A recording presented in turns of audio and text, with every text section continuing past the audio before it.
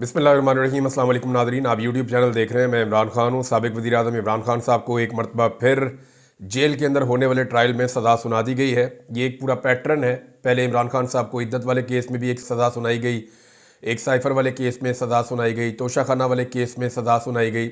तो जो भी केस चला है, अदालत जब भी पहुँची है अडयाला जेल में, तो उन्होंने इमरान खान के ख़िलाफ़ ही केस का फ़ैसला किया है। और अभी दोबारा से इमरान खान साहब के ख़िलाफ़ फ़ैसला आ गया। फ़ैसला क्या है पहले वो आपको बताता हूँ, फिर कुछ बड़ी अहम चीज़ें हैं वो आपके साथ मैं शेयर करता हूँ। नंबर एक ये है कि इमरान खान साहब को 14 साल की सज़ा सुनाई गई है, जो अलकादर यूनिवर्सिटी वाला केस है, और बुशरा बीबी को 7 साल की सज़ा सुनाई गई है।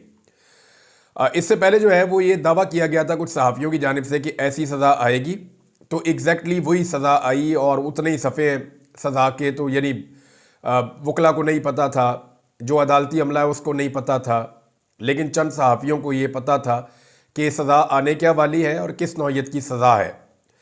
अब डॉन न्यूज़ के मुताबिक एहतसाब अदालत के जज नासिर जावेद राना ने इमरान खान पर 10 लाख और बुशरा बीबी पर 5 लाख रुपए जुर्माना भी आयद कर दिया, और दोनों मुल्ज़िमान को जुर्माना ना देने की सूरत में मज़ीद 6 माह कैद की सज़ा होगी। एहतसाब अदालत ने अलकादर यूनिवर्सिटी को भी सरकारी तहवील में लेने का हुक्म जारी कर दिया। सज़ा जब सुनाई गई तो इमरान खान साहब जो है वो कमरा अदालत में मौजूद थे जेल के अंदर, जबकि साबिक़ खातून अव्वल बुशरा बीबी इमरान खान साहब की अहलिया वो भी जेल में मौजूद थी और कमरा अदालत में थी, और उन्होंने वहाँ पे गिरफ्तारी दे दी, उन्हें गिरफ़्तार कर लिया गया। यानी वो खुद आई फ़ैसला सुनने के लिए। बुशरा बीबी ने भी वैसे कमाल किया है, कमाल जुर्रत का मुज़ाहरा किया हमेशा। अब इस फैसले के हवाले से चंद चीज़ें मैं आपके सामने रख देता हूँ। पाकिस्तान तहरीक इंसाफ इसको ज़्यादती करार दे रही है और वो ये कह रहे हैं कि नाइंसाफ़ी हुई है। इमरान खान साहब ने यह फैसला मांग कर लिया है। यानी एक अजीब आदमी है पाकिस्तान की पॉलिटिक्स में, जिसके खिलाफ निज़ाम फैसला देने से डरता है। जज ने चौथी मरतबा वक्त देकर फैसला दिया, और यह 4 मरतबा वक्त सिर्फ इसलिए दिया गया कि इमरान खान साहब को बार बार एस्टेब्लिशमेंट से पैगाम दिया जा रहा था कि खान साहब अल्लाह दा वास्ता डील कर लो, लेकिन इमरान खान साहब ने डील करने से इनकार कर दिया और ये कहा कि तुम फैसला दो, मैं डील नहीं करता। यानी निज़ाम इमरान खान के आगे ऐसे फंस गया है, ऐसे घुटने टेक दिए हैं कि वो इमरान खान साहब से मिन्नतें और तरले कर रहा है कि आप डील कर ले, लेकिन ये मुख्तलिफ आदमी है, नवाज शरीफ थोड़ी है, जरदारी थोड़ी है। इमरान खान कहता है मैं डील नहीं करता, और बड़ा क्लियरली इमरान खान ने कहा कि सजा दो मुझे, मैं मुंह काला करूंगा जाके अगली अदालत में तुम्हारा। तो अब ये जो मामला है इस पे इमरान खान साहब को फिलहाल सजा दी गई है, और हैरत की बात यह है कि मीडिया ने वो तफसीलात पहले बता दी थी। उन्हें यह फैसला कैसे पता चला? मुर्तज़ा सुलंगी जो निगरान वज़ीर इत्तलात और ये पीडीएम की जमातों के बहुत करीब आदमी है, इमरान खान साहब के बुग्ज़ में यह भरा हुआ है, और जो पाकिस्तान के अंदर धांधली हुई है उसका एक ये मोहरा भी है, और एस्टेब्लिशमेंट के टाउट के तौर पे भी ये किरदार अदा करता है। तो ये मुर्तज़ा सुलंगी नामी टाउट ने जैसे ही फैसला आया, अभी तो फैसला सहाफ़ियों को मिला भी नहीं था, किसी के पास नहीं था, इसने जो है वो सबसे पहले फैसला पोस्ट करना शुरू कर दिया ट्विटर के ऊपर। फिर उसके बाद मीडिया ने मैराथन चलाना शुरू कर दी। यानी इस मरतबा एक नया दाव खेला गया जो माजी में ऐसा नहीं किया गया। इस मरतबा ये प्लान किया गया मुस्लिम लीग नून और एस्टेब्लिशमेंट की जानिब से कि कुछ टाउटों को और इमरान खान के मुखालिफ उन सहाफ़ियों को जो शरीफ ख़ानदान की ग़ुलामी करते हैं, उन्हें भेजा जाएगा जेल के अंदर ये तमाशा देखने के लिए कि वो देखें और देखकर बाहर आकर रिपोर्ट करें, और एक ऐसा फ़ज़ा बनाएं कि जैसे पाकिस्तान तहरीक इंसाफ डर गई, इमरान खान साहब घबरा गए। लेकिन वहाँ पे दूसरे सहाफ़ी और बाकी लोग भी मौजूद थे, अदालत का अमला भी मौजूद था और वकला भी मौजूद थे। तो ख़बर तो छुपती नहीं है, चीज़ें बाहर आ जाती हैं। इमरान खान साहब की फैमिली भी वहाँ पर मौजूद थी। अब मीडिया में जनाब मैराथन हो रही है कि जनाब इमरान खान साहब बहुत परेशान है, ये और वो है, सारा झूठ इन्होंने बोलने की कोशिश की, लेकिन जितने गैर जानिबदार सहाफ़ी वहाँ पे मौजूद थे उन्होंने निकल के बताया जनाब इमरान खान साहब ने हमेशा की तरह, हमेशा वो जब इमरान खान साहब फैसला सुनते हैं तो मुस्कुराते हैं और कहका लगाते हैं, तो इमरान खान ने वही किया, वो मुस्कुरा रहे थे। बल्कि उनकी बहन अलीमा खान ने यह कहा कि देखें ये ऑब्वियस है, जब ये फैसला आता है तो आपको तकलीफ़ होती है कि मेरे भाई के ऊपर इतना गलीज़ और घटिया इल्ज़ाम लगाया गया है, जिसने सारी ज़िंदगी 1 रुपए की करप्शन नहीं की, उसको जो है वो सीरत नबी पढ़ाने के लिए एक यूनिवर्सिटी बनाने की सज़ा दी जा रही है। तो ऑब्वियस है कि आप थोड़ी उदासी आती है। तो इमरान खान ने अपनी बहनों को कहा कि तुम्हारे मुंह क्यों बन रहे हैं, शक्लें मत बनाओ, मुस्कुराओ, कोई मसला नहीं है। इससे कोई फर्क नहीं पड़ता। तो अल्लाह रब्बुल इज़्ज़त का उन्होंने हवाला भी दिया कि अल्लाह रब्बुल इज़्ज़त ही सज़ा और जज़ा का मालिक है, ये लोग कुछ नहीं कर सकते। तो ये अलीमा खान साहिबा ने बाहर आकर बताया, मीडिया ने बड़ा रोला रुला डाला, लेकिन इमरान खान ने एक बात कही थी कि मुझे डरा हुआ देखना इनका ख्वाब रह जाएगा। और अभी तक मैं ये देख रहा हूं कि एस्टेब्लिशमेंट डरी हुई है। वो बेचारे आते हैं कोई प्रेस कॉन्फ्रेंस करने, सा खुश्क हुआ होता है। हुकूमत डरी हुई है, पुलिस डरी हुई है, इंतजामिया डरी हुई है, ब्यूरोक्रेसी डरी हुई है, एस्टेब्लिशमेंट के सांस खुश्क हुए हैं। और वो एक आदमी जिससे ये सारे मिलकर लड़ रहे हैं, वो अकेला आदमी जो है वो डरा हुआ नहीं है। उसने कहा था कि मुझे डरा हुआ देखना इनका ख्वाब रह जाएगा। और ये सारे मिलकर इमरान खान को क्या डराते? ये एक बुशरा बीबी को नहीं डरा सके। बुशरा बीबी के बारे में रिपोर्ट हुआ कि वो चॉकलेट खा रही थी जिस वक्त जज फैसला दे रहा था, और जज ने जब उनके खिलाफ फैसला दिया तो उन्हें इस बात की भी परवाह नहीं थी। उन्होंने अपनी आराम से चॉकलेट मुकम्मल की और वो भी जो है वो मज़े से उन्होंने फैसला सुना। वो भी किसी किस्म के दबाव में नज़र नहीं आई। बल्कि इमरान खान साहब से एक बड़ा घटिया सवाल एक शख्स ने वहाँ पे किया और एक मजहबी कार्ड इस्तेमाल करने की कोशिश की कि खान साहब आप सिर्फ ला इलाहा इल्लल्लाह क्यों कहते हैं, आप यहाँ पे क्यों रुक जाते हैं? यानी ये कितना गलीज और घटिया हमला है मजहबी नौइयत का कि एक शख्स को पहले जानबूझ के एक झूठी चीज के अंदर कातलाना हमला उसके ऊपर करवाया गया और अब दोबारा से उसके खिलाफ वही कार्ड इस्तेमाल किया जा रहा है और इसके लिए जो है वो घटिया लोगों को पहुंचाया गया अदालत के अंदर, जेल में। यानी इमरान खान के वकील बाहर खड़े हैं, वो अंदर जाना चाहते हैं, उन्हें जाने नहीं दिया जा रहा। जो न्यूट्रल जर्नलिस्ट हैं वो कई मरतबा अंदर जाना चाहते हैं, उन्हें जाने नहीं दिया जाता और अपनी मर्जी के बंदे अंदर पहुंचाए गए ताकि वो जाके इमरान खान साहब को बाहर आगे कुछ और रिपोर्ट करना चाहें जो हुकूमत चाह रही है या एस्टेब्लिशमेंट चाह रही है। बहरहाल वो कख भी नहीं कर सके, एक टके की कामयाबी नहीं हुई बल्कि इसका उल्टा नुकसान हुआ। तो सवाल किया कि आप ला इलाहा इल्लल्लाह क्यों कहते हैं? इमरान खान ने कहा कि ईमान ही मुकम्मल नहीं होता जब तक आप मोहम्मद रसूलुल्लाह सल्लल्लाहु अलैहि वसल्लम आप ये नहीं कहते, तब तक तो ईमान ही मुकम्मल नहीं होता। ये इमरान खान साहब ने जो है वो टका के जो है वो तमाचा रसीद किया। तो ये जनाब इमरान खान साहब हैं, उन्होंने कहा जी कि इनका ख्वाब रह जाएगा मुझे डरा हुआ देखना। ना ये इमरान खान को खामोश करवा सका पूरा निज़ाम मिलकर, और हत्ता कि ये बुशरा बीबी को या इमरान खान की बहनों को भी खामोश नहीं करवा सका। ये इमरान खान के भांजे को नहीं तोड़ सका, यानी जिसकी बड़ी कलरफुल लाइफ है, नौजवान है, उसका बेचारे का कारोबार है, उसकी अपनी प्रैक्टिस है, उसकी अपनी फैमिली है, उसकी नई नई शादी हुई है। ये उस नौजवान को नहीं तोड़ सके जिसके इतने सारे स्टेक्स हैं अपनी लाइफ में। और उसकी मां ये कहती है कि मामू को धोखा मत देना तुम। यानी ये इस लेवल का ये खानदान जो है वो अकड़ा हुआ है इस पूरे निज़ाम के सामने। इस निज़ाम को घुटनों के ऊपर लेकर आ गया ये खानदान। इमरान खान साहब ने जो स्टेटमेंट दिया वो स्टेटमेंट पहले आप सुन लें, फिर इस फैसले के बारे में कुछ चीज़ें और हैं वो मैं आपको बताता हूँ। सबसे पहले तो आपने घबराना नहीं है, ये इमरान खान साहब ने कहा। यानी जब उस आदमी के खिलाफ फैसला आया, 14 साल की सजा हुई है और उस आदमी का पहला जुमला है कि सबसे पहले तो आपने घबराना नहीं है। मैं इस आमरीत को कभी तस्लीम नहीं करूंगा और इस आमरीत के खिलाफ जद्दोजहद में मुझे जितनी देर भी जेल की काल कोठरी में रहना पड़ा मैं रहूंगा, लेकिन अपने असूलों और कौम की हकीकी आज़ादी की जद्दोजहद पर समझौता नहीं करूंगा। हमारा आज़म हकीकी आज़ादी, जमहूरियत और कानून की हुक्मरानी है जिसके हुसूल तक आखिरी गेंद तक लड़ते रहेंगे। कोई डील नहीं करूंगा और तमाम झूठे केसेस का सामना करूंगा। मैं एक बार फिर कौम को कहता हूं कि हुमूदुर रहमान कमीशन रिपोर्ट पढ़ें। पाकिस्तान में 1971 की तारीख दोहराई जा रही है। याह्या खान ने भी मुल्क को तबाह किया था और आज भी डिक्टेटर अपनी आमरीत को बचाने के लिए, अपनी ज़ात के फ़ायदे के लिए यह सब कुछ कर रहा है और मुल्क को तबाही के दहाने पर लाकर खड़ा कर दिया है। आज अलकादर ट्रस्ट के काले फैसले के बाद अदलिया ने अपनी साख मजीद तबाह कर दी है। जो जज आमरीत को सपोर्ट करता है और इशारों पर चलता है उसे नवाजा जाता है। जिन जजेस के नाम इस्लामाबाद हाई कोर्ट के लिए भेजे गए उनका वाहिद मेरिट मेरे खिलाफ फैसले देना है। यह केस तो दरअसल नवाज शरीफ और उसके बेटे के खिलाफ होना चाहिए था, जिन्होंने बरतानिया में अपनी 9 अरब की प्रॉपर्टी मलक रियाज को 18 अरब में बेची। सवाल तो यह होना चाहिए कि उनके पास 9 अरब कहां से आए। पनामा में इनसे जो रसीदें मांगी गईं वो आज तक नहीं दी गई। कादी फायद ईसा के साथ मिलकर हुदैबिया पेपर मिल्स में अरबों रुपए की मनी लॉन्ड्रिंग माफ करवाई गई। अलकादर यूनिवर्सिटी शौकत खानम और निमल यूनिवर्सिटी की तरह आवाम के लिए एक मुफ्त फलाही इदारा है जहां तलबा सीरत नबी सल्लल्लाहु अलैहि वसल्लम के बारे में तालीम हासिल कर रहे थे। अलकादर यूनिवर्सिटी से मुझे या बुशरा बीबी को 1 टके का फायदा नहीं हुआ और हुकूमत को 1 टके का भी नुकसान नहीं हुआ। अलकादर ट्रस्ट की जमीन भी वापस ले ली गई, जिससे सिर्फ गरीब तलबा का नुकसान हुआ जो सीरत नबी सल्लल्लाहु अलैहि वसल्लम के बारे में तालीम हासिल कर रहे थे।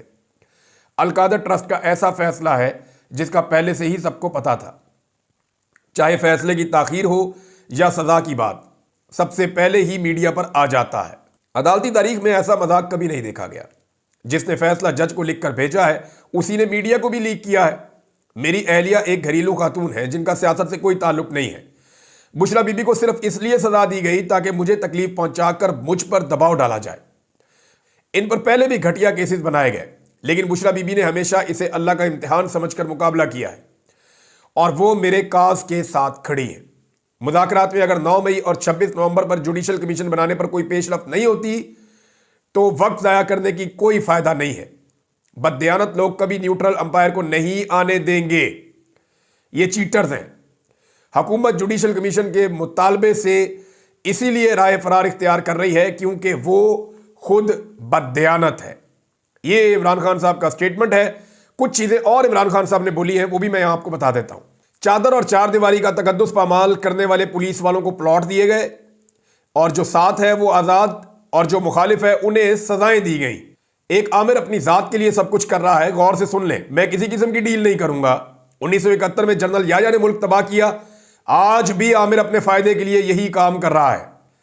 सजा जितनी भी सुनाए इससे कोई फर्क नहीं पड़ता। नवाज, शहबाज और जरदारी डिक्टेटर के साथ हैं, इसलिए इनकी सजाएं माफ हैं। गौर से सुन लें, मैं किसी किस्म की डील नहीं करूंगा, चाहे मुज़ाकरात हो या कुछ भी हो। डिक्टेटर्स ने हमेशा मुल्क तबाह किया है। इमरान खान साहब बड़े स्टेट वे आ रहे हैं। वो पाकिस्तान में एस्टेब्लिशमेंट को छोड़ने वाले नहीं हैं।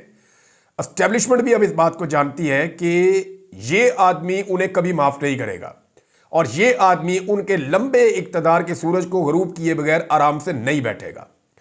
तो अमेरिका से मार खाने के लिए मैंने आपको थोड़े दिन पहले कहा था कि ये एस्टेब्लिशमेंट की असेसमेंट है कि अमेरिका ने हमें मारा तो कुछ हद तक मारेगा और उसका नुकसान पाकिस्तान को होगा, लेकिन अगर इमरान खान को हमने छोड़ दिया तो वो हमें नहीं छोड़ेगा और इसका नुकसान पाकिस्तान को नहीं होगा, इसका नुकसान एस्टेब्लिशमेंट की 70 साल से जारी अजारादारी को हो जाएगा।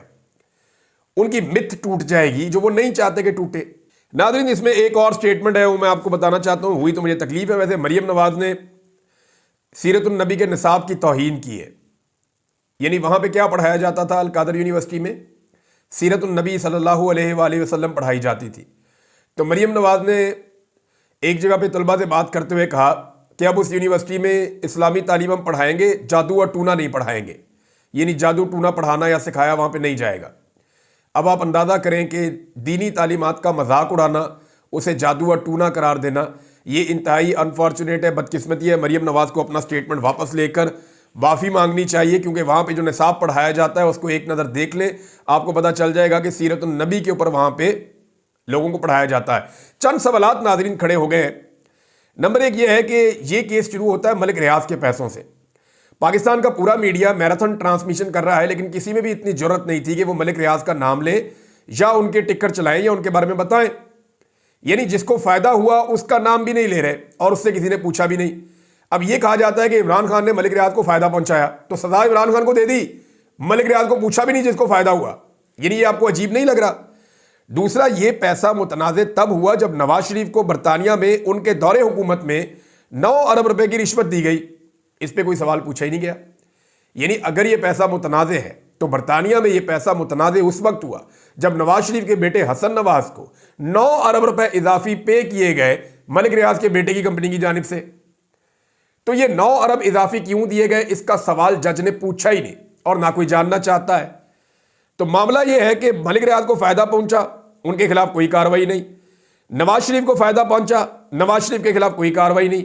और इमरान खान को टके का फायदा नहीं पहुंचा और इमरान खान को 14 साल सजा सुना दी। अब एक चीज आप और देखें कि इल्जाम इमरान खान पे लगाया गया 190 मिलियन पाउंड। वैसे जो केस है इसका नाम अलकादर यूनिवर्सिटी केस है।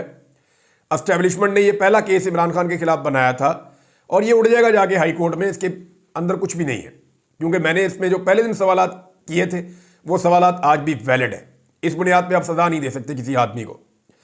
तो इल्जाम लगाया जी इमरान खान साहब ने 190 मिलियन पाउंड चोरी किए हैं और इमरान खान साहब के ऊपर जुर्माना कितना किया है? 3000 पाउंड से भी कम, यानी 10 लाख पाकिस्तानी रुपयों का जुर्माना कर दिया। यानी इल्जाम लगाया 190 मिलियन पाउंड्स। और जनाब यहां पे जुर्माना क्या किया गया? रिकवरी तो पैसों की होती है ना, अगर करप्शन का पैसा है तो उसकी रिकवरी होती है। क्योंकि इमरान खान पहले दिन से कह रहे हो पैसा तो मैंने लिया ही नहीं, पैसा तो पड़ा हुआ सरकार के पास और उसके ऊपर ये सूद इकट्ठा कर रहे हैं, 1 रुपया नहीं लिया। और अगर मेरा फैसला गलत था तो ये इसको रिवर्स कर दे। शहबाज शरीफ 2 दफा वजीर आजम बन गया, उसके बाद अभी तक रिवर्स नहीं किया। बीच में वो काकड़ भी आया, उसने भी रिवर्स नहीं किया। तो इमरान खान ने जो गलत किया उसको रिवर्स कर देते, वो भी नहीं किया।